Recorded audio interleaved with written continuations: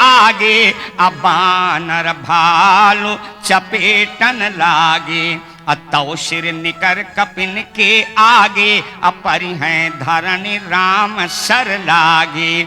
आज प्रभु श्री राम आगे परागृधपति देखा, सुमिरत राम चरण जिन रेखा।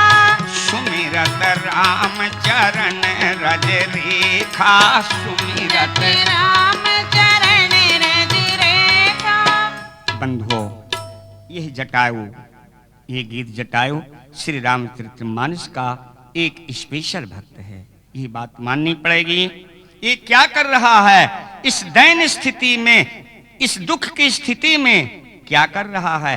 प्रभु श्री राम की चरण रेखाओं का सुमिरन कर रहा है। बोलो, आज हमें सर्दी जुकाम हो जाए तो हम पूजा नहीं करते, स्नान तक नहीं करते, अपने सभी नित्य नेम छोड़ देते हैं। एक कांटा लग जाए तो हाय डॉक्टर, हाय कंपाउंडर बकते हैं। बोलो, ऐसे नकली भक्तों पर भगवान कभी प्रसन्न नहीं होते। देखो इस जटायु को पंखे कट गए हैं, रक्त की धारा प्रवाहित हो रही है, किंतु अपने जीवन की अंतिम स्थिति में प्रभु का सुमिरन कर रहा है। प्रभु का सुमिरन कर रहा है। कैसे कर रहा है? यह गृधराज जटायु के जीवन के अंतिम शब्दों में प्रभु के सुमिरन का भजन आप बेटी अन्नपूर्णा के द्वारा सुने। हाँ। अब सुध लइयो नाथ, अनाथ की बेला भई। हाँ, अब सुध लइये नाथ, अनाथ की बेला भई। हाँ, अब सुध लइये नाथ, अनाथ की बेला भई। भूल रहूं हूँ मैं पग पग पर, भूल रहो मैं पग पग पर।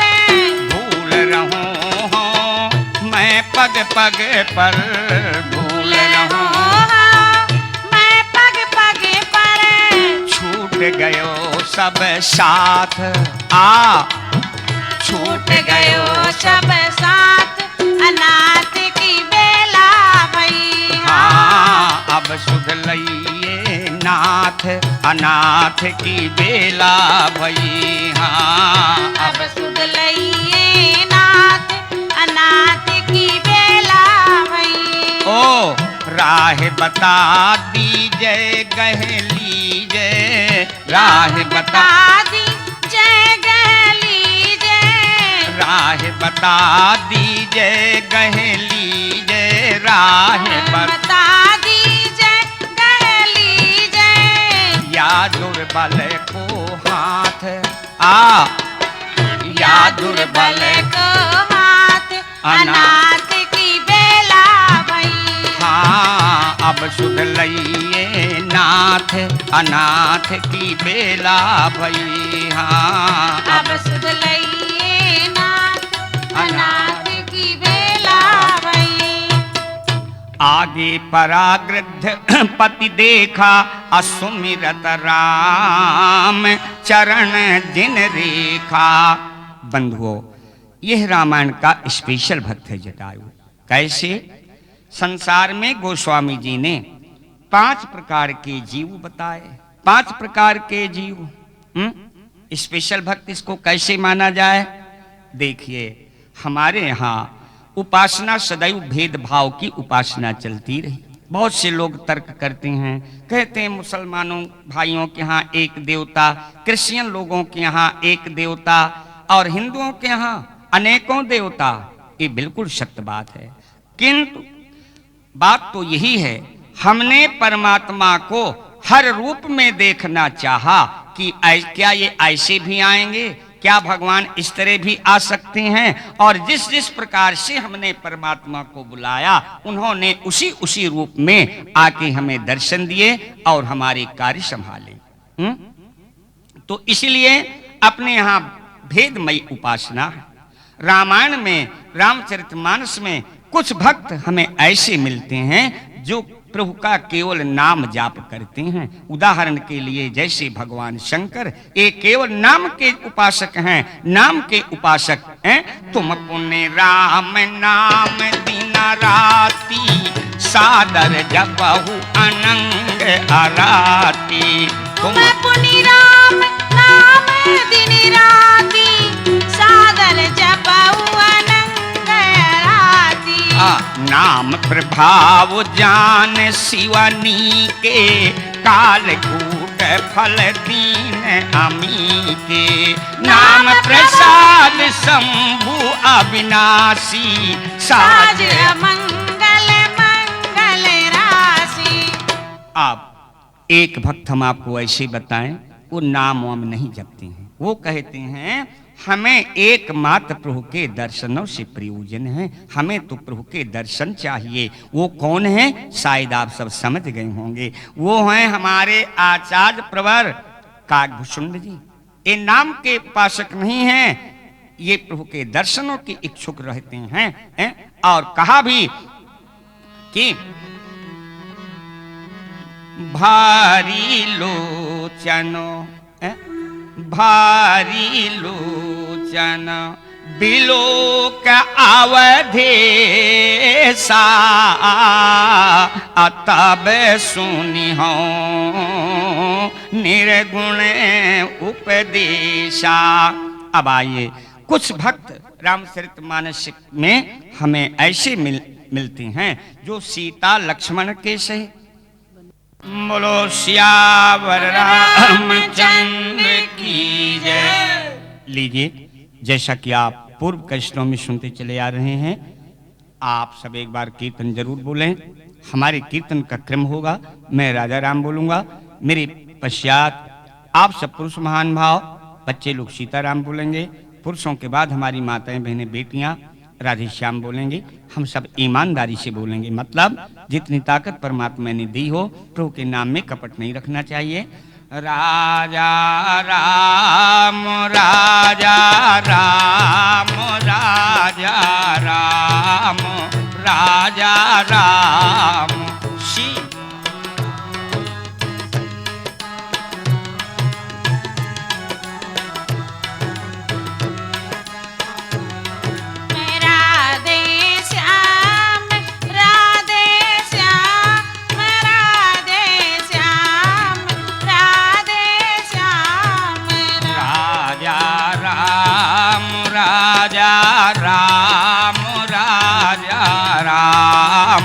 राजा राम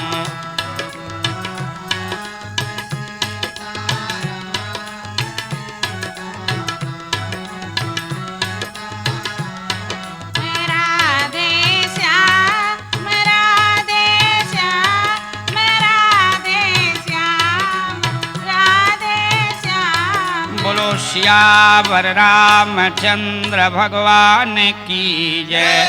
बहुत सुंदर। आइए, मैं आप सबसे निवेदन कर रहा था, रामचरितमानस में कुछ भक्त ऐसे मिलते हैं जो सीता लक्ष्मण के साथ प्रभु के उपासक हैं, मतलब जिन्हें कहना चाहिए विशिष्टाद्वैतवादी। अपने यहाँ 3 बात सदैव से चलते रहे, जिन्हें बुद्धिजीवी जानते हैं, अद्वैतवाद, द्वैतवाद और तीसरा विशिष्टाद्वैतवाद।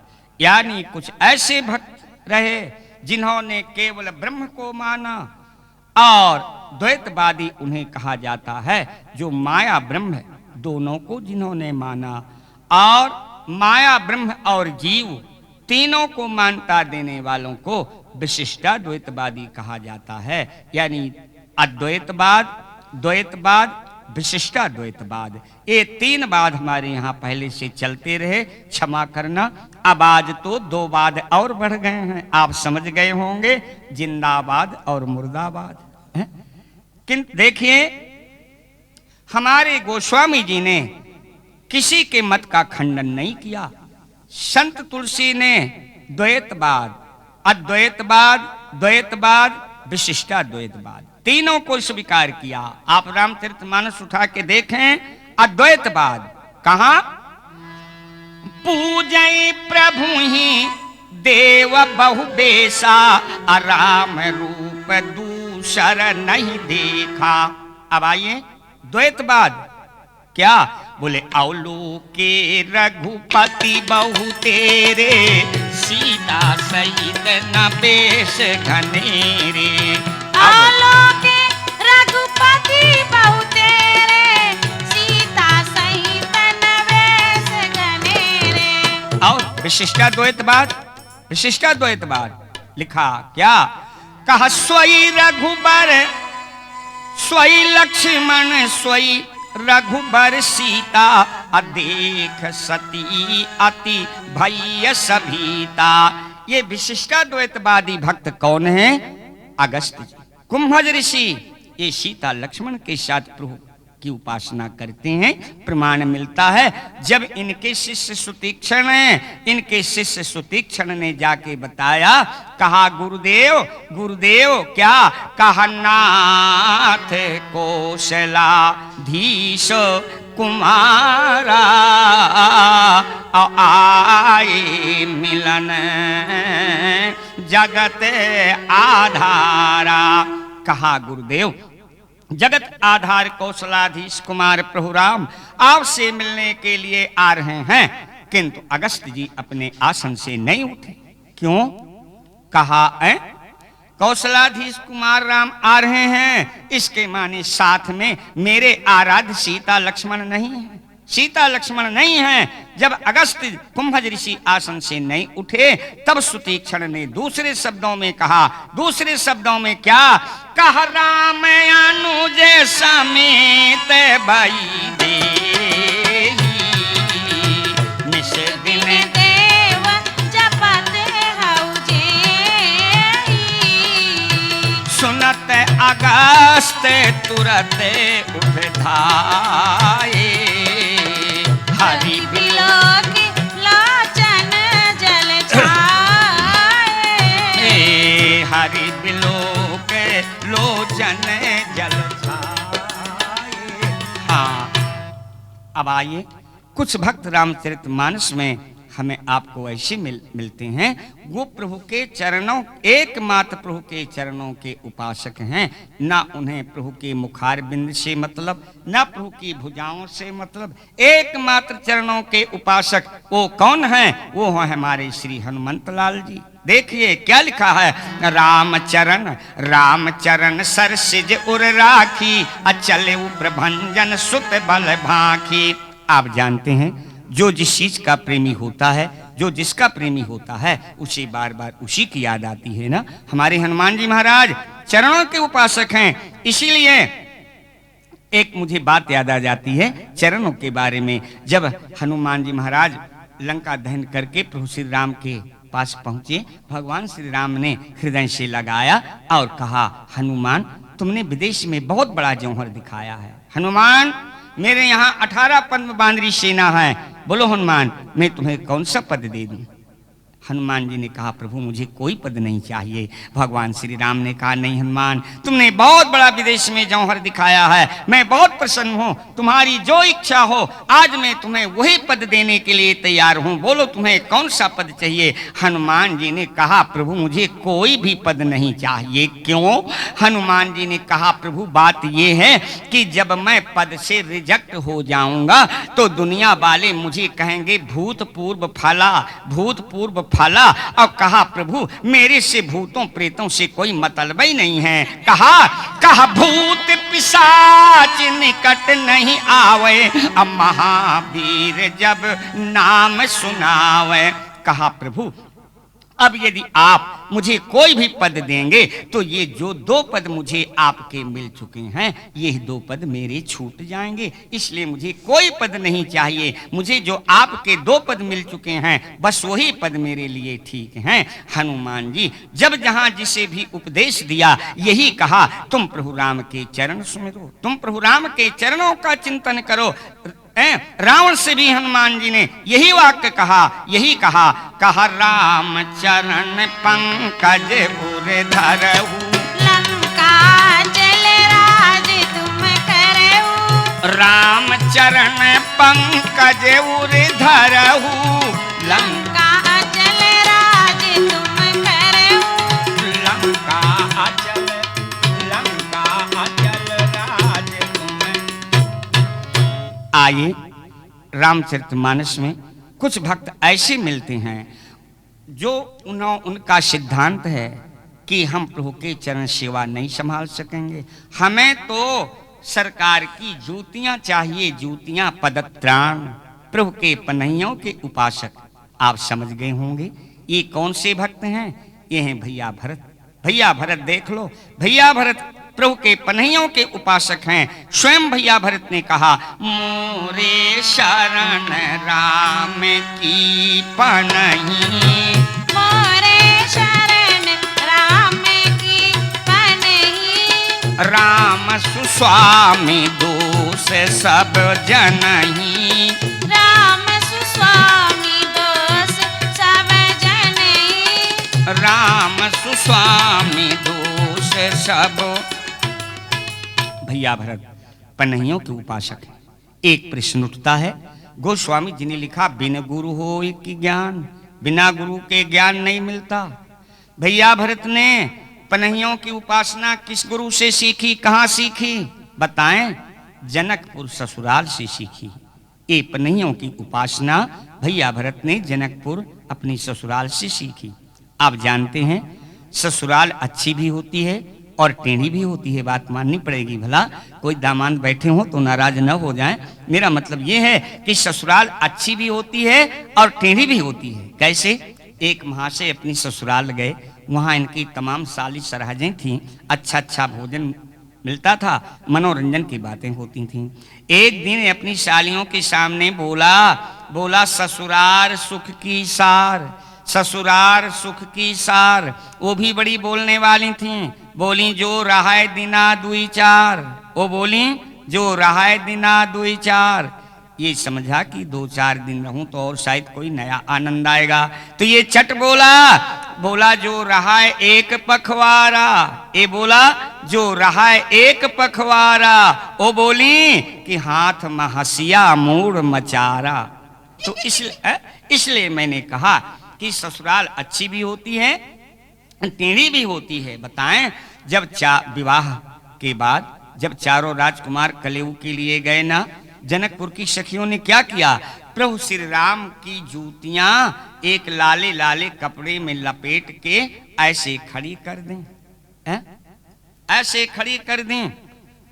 प्रभु श्री राम से कहा, राजकुमार ये हमारी कुलदेवी बैठी हैं, पहले इनका पूजन कीजिए तब बाद में कलेऊ होगा। भगवान श्री राम ने कहा, मैं तो एकमात्र भगवान शंकर का ही पूजन करता हूं, अन्य किसी देवी देवता का पूजन हम करते ही नहीं। अंत में लक्ष्मण और शत्रुघ्न से कहा, राजकुमार उठिए, ये हमारी कुलदेवी बैठी हैं, पहले इनका पूजन कीजिए तब बाद में कलयुग होगा। दोनों भाइयों ने कहा, हम एकमात्र अपने बड़े भैया श्री राम का ही पूजन करते हैं और किसी देवी देवता का पूजन नहीं करते, नहीं तो जरूर अवश्य तुम्हारी देवी जी का पूजन करते। अब नंबर आया भैया भरत का। सखियों ने कहा, राजकुमार उठिए, देखिए हमारी कुलदेवी बैठी हैं, पहले इनका पूजन कीजिए तब बाद में कलयुग होगा।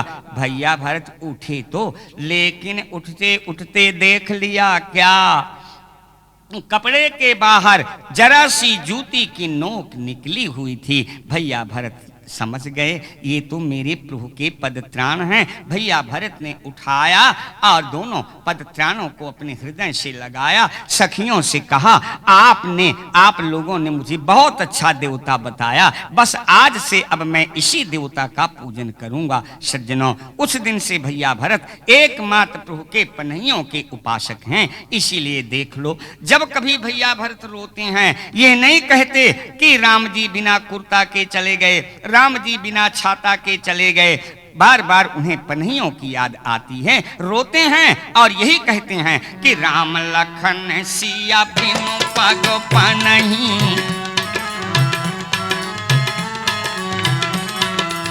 राम लखन सिया बिनु पग पनही, करे मुनि देश फिरई बन बनई। बिनु पनही अरु प्याद ही पाए, शंकर साखी रहो यही घाये। बिनु पनही अरु प्याद ही पाए, शंकर साखी रहो यही घाये। आए किंतु गृधराज जटायु तो भैया भरत से भी भक्ति में आगे बढ़ गया। ये राम जी के मुख की नहीं, भुजाओं का नहीं, चरणों का नहीं, पदत्राणों का उपासक नहीं है। इसकी कितनी मार्मिक उपासना है, जरा मानस उठा के देखिए।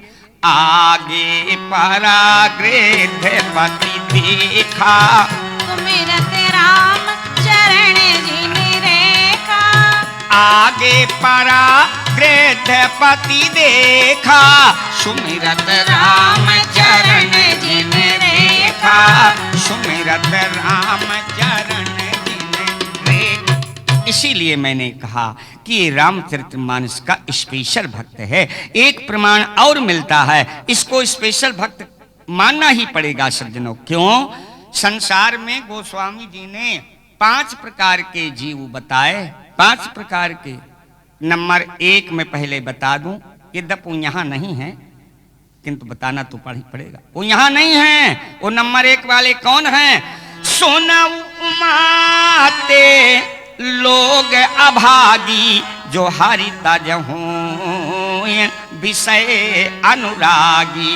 अथवा माया बसमति मंद अभागी, माया बसमति मंद अभागी, हृदय जमन का बहुविध लागी। अथवा गुण मंदिर सुंदर पति त्यागी, भजई नारी पर पुरुष अभागी। इन तीनों में से यहाँ कोई नहीं है। तो नंबर 1 अभागी, नंबर 2 बड़े भागी, नंबर 3 अति बड़े भागी, नंबर 4 अतिशय बड़ा भागी, और नंबर 5 गृद्धराज के लिए उपाधि मिली। बड़े भागी कौन है? आप सब यहाँ जितने बैठे हैं, बड़े से बड़े, छोटे से छोटे, आप सब बड़े भागी हैं। मैं आपको खुश करने के लिए नहीं कह रहा, रामचरितमानस का प्रमाण है। सचमुच आप सब बड़े भागी हैं, क्योंकि आप भगवान की कथा सुनने के लिए आए हैं ना। हैं? देख लो, सोई गुणाग्र सोई बड़ा भागी, सोई गुणाग्र सोई बड़ भागी। सोई गुणाग्र सोई बड़ा भागी, जो रघुवीर चरण अनुरागी, जो रघुवीर चरण अनुरागी। बड़ भागी अंगद हनुमाना, चरण कमल चापत विधि नाना। पर उलकुटे इव चरणन लागी, प्रेम मगन मुनि बर बड़ा भागी, प्रेम मगन मुनि बर बड़ भागी। सब सुख खान भगति तै मांगी, नहीं को तोहि समान बड़ा भागी, नहीं को कोई समान बड़ भागी। आप कहेंगे महाराज जी, कथा में छोटे छोटे बच्चे भी तो आए हैं, इन्हें भी भक्ति से क्या मतलब? ये भगवान की भक्ति से तुम्हें मतलब नहीं है, किंतु बड़ा भागी इन्हें भी कहा जाएगा, क्योंकि कोई अपने पिताजी के प्रेम में फंस के उनके साथ आए हैं, कोई कोई अपनी मम्मी लोगों के साथ उनकी प्रेम बस में होकर के आए हैं, इसलिए इनको भी बड़ा भागी कहा जाएगा। वो पुत्र वो पुत्रियां भी बड़े भागी कहलाने के योग हैं। कौन? कहा सुन जननी सोई सुत बड़ा भागी, अजो पितु मातु बचन अनुरागी। अब आइए, अति बड़े भागी कौन है? अति बड़े भागी हम आप नहीं हैं अभी। अति बड़े भागी उनको कहा जाता है जिन्हें भगवान की सेवा का सानिध्य प्राप्त हो चुका हो। उदाहरण के लिए जैसे बंदर और वृक्ष जो प्रभु की सेवा में संलग्न हैं। इसीलिए तो जामवंत ने कहा हम सब सेवक अति बड़े भागी, हम सब सेवक अति बड़े भागी।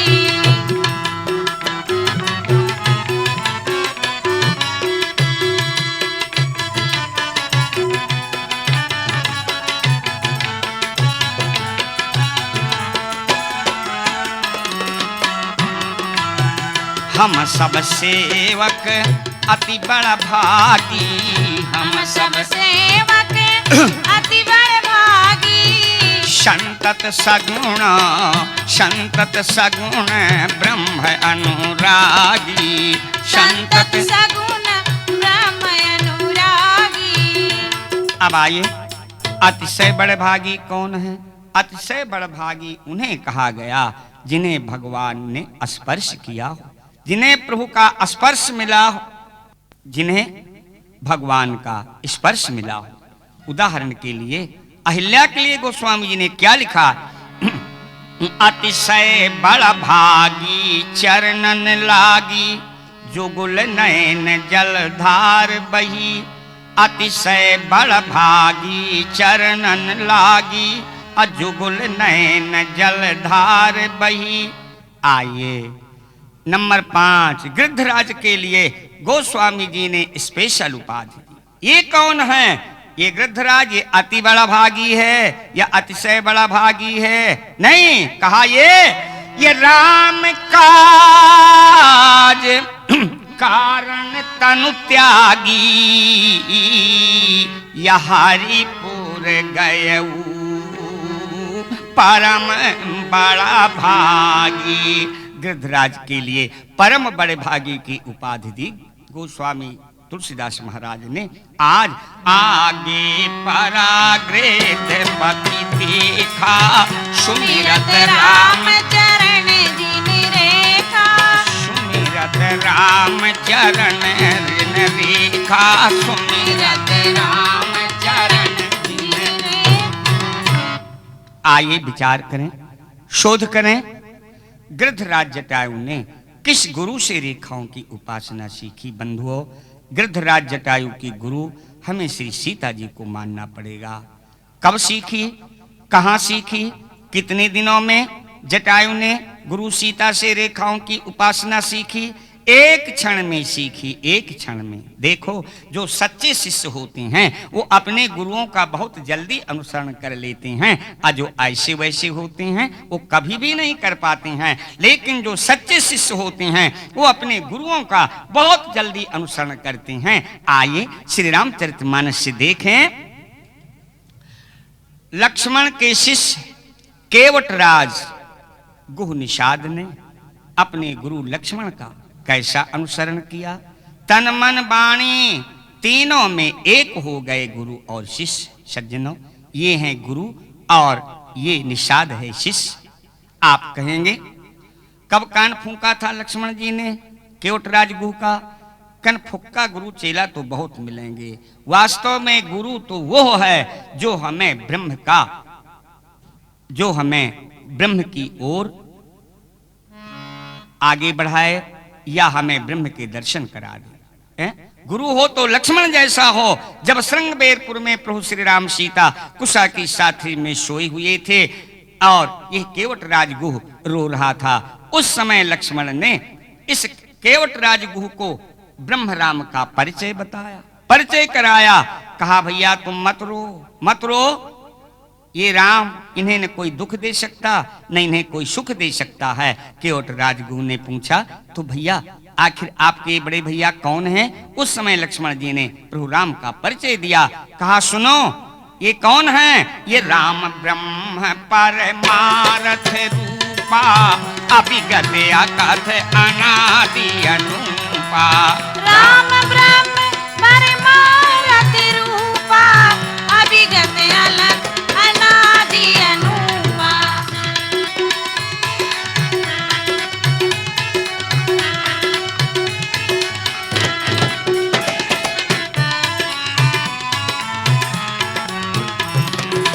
सकल विकार रहित गति भेदा, कहीं नित नेत निरूपहि वेदा। सकल विकार रहित गति भेदा, कहीं नित नेत निरूपहि। बोलिए, इतने से अच्छा कौन गुरु मिलेगा? इसीलिए तो केवटराज गुह ने अपने गुरु लक्ष्मण का ऐसा अनुसरण किया, बता तो रहा हूं कि दोनों के तन मन वाणी एक हो गए। आप देखें, सर्वप्रथम मन का भाव देखिए। जब भैया श्री लक्ष्मण ने सुना कि भैया भरत विशाल सेना के साथ चित्रकूट की ओर आ रहे हैं,